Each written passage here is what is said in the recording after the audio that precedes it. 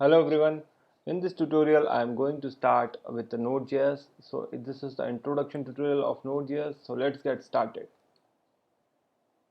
So what is Node.js? So you have used a JavaScript in the front end side.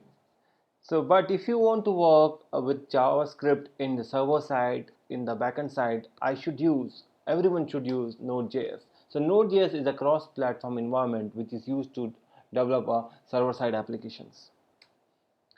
So features for Node.js is it's extremely fast because it's based on Google Chrome version 8 JavaScript engine, and it asynchronous in nature.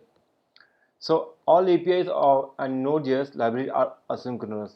It means non-blocking in nature.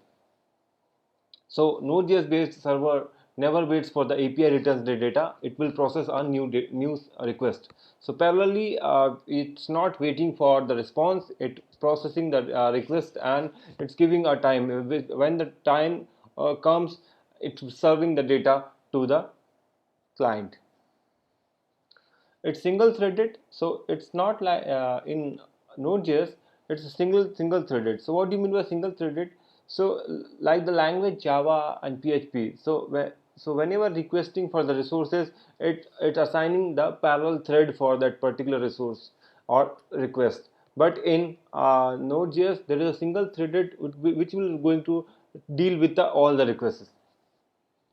It's highly scalable. So Node.js applications are highly scalable in nature, and it's open source. So Node.js applications are no open source tech, and it's based on JavaScript. So it's totally open source, and you can utilize it. It's a free and open source.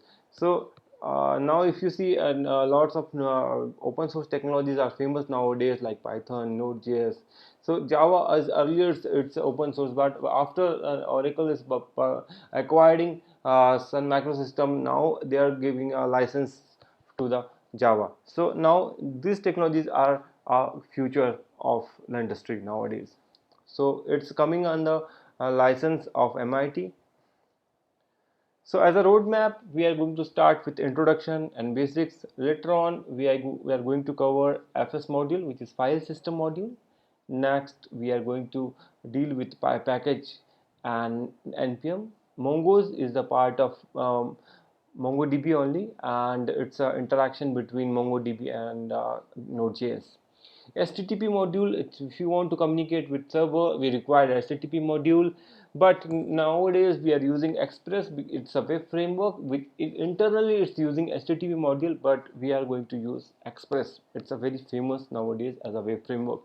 Request and response, so we are going to learn all the APIs of REST APIs, and how do I create a REST APIs, get, post, put, delete protocols.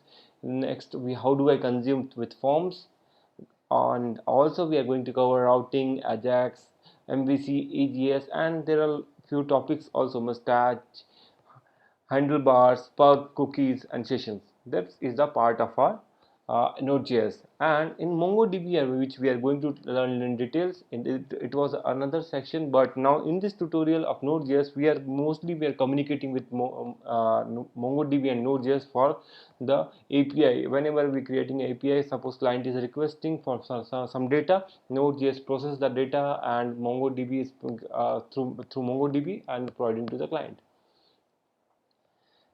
As a setup wise, we required only two things. First thing we required npm. So go to nodejs.org and download latest version of npm. Installed it, and if you want to check your node.js is installed or not, open it and type npm. If it's giving you help of node package manager, then it means its node.js is installed, and if it's saying command not found, again you need to install this node.js. Next is you required editor. There are lots of editors are famous nowadays, but most famous I think because it's a Visual Studio Code. It's a free open source also, and it's reliable. So this tutorial I have done from my end as an introduction part. Next tutorial I am going to describe the features of Node.js, and as well as I want to start a new topics in Node.js. Thanks for watching. Bye.